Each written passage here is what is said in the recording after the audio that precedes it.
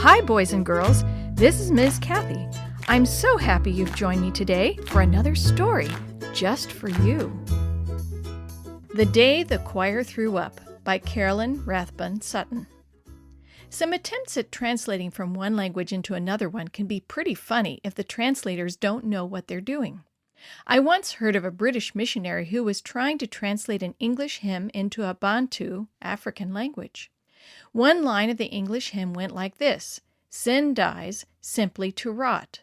But the missionary's translation of the line became, "It is good for you to rot." More recently, an American missionary in Africa attempted to translate the line, "I gave my heart to Jesus. How about you?" Unfortunately, her translation gave it the meaning, "I gave my heart to Jesus. What's the matter with you?" As a missionary in Africa with limited knowledge of Kinyarwanda, the very complicated local language, I knew better than to attempt translating. Nevertheless, my few language lessons and the praise I received when attempting to speak that language fostered something inside me. That something was pride. Although a wise old pastor translated most of a song for our choir to sing, I decided to translate the last line by myself. My little secret. 2 weeks later, the choir performed that song before a 600-member outdoor camp meeting congregation, and I felt so proud hearing a big choir sing my translated line. After the service, a pastor respectfully approached. "Nice music," he said, "but I'm puzzled by that song's last line. What is it in English?" "In English," I answered, "it's 'I believe,' so why should I worry or fret?"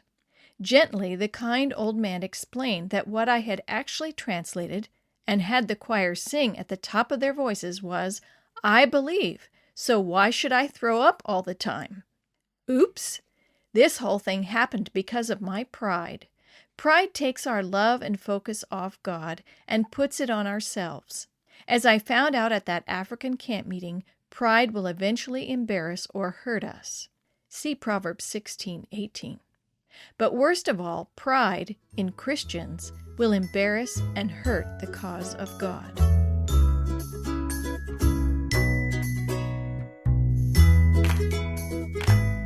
The story you have heard today is from God's Greatest Stories, written by various authors and compiled by Randy Fischel, and used with permission from the Pacific Press Publishing Association. If you're interested in any other books published by the Seventh-day Adventist Church, please visit AdventistBookCenter.com or call 1-800-765-6955.